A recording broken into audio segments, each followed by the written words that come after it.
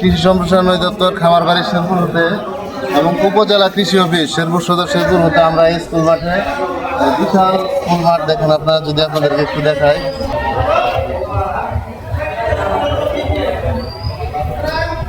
এই বিশাল স্কুল মাঠে আমাদের যে প্রণোদনা কর্মসূচি দিতে হয়েছে, যে বর্ষা মৌসুমে আমরা গাছ লাগাবো, তারই ধারাবাহিকতায় আমরা স্কুল মাঠে বিভিন্ন প্রজাতির গাছ দিব।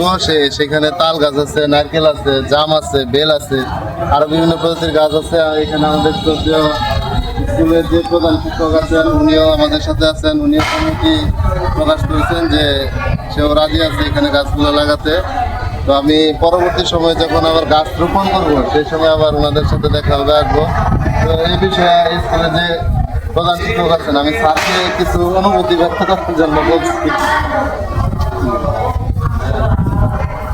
দেশের পরিবেশ উন্নয়নের জন্য, দুর্যোগ ব্যবস্থাপনা থেকে রক্ষা করার জন্য গাছ পরিবেশের বন্ধু হিসেবে বলা যায়।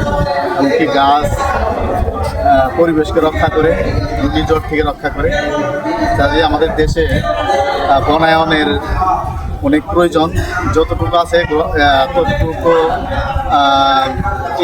অ্যাভেলেবল না, আমাদের আরও বনায়নের দরকার। বিশ্বের তাপমাত্রা বেড়েছে, আমাদের দেশের তাপমাত্রা বেড়েছে।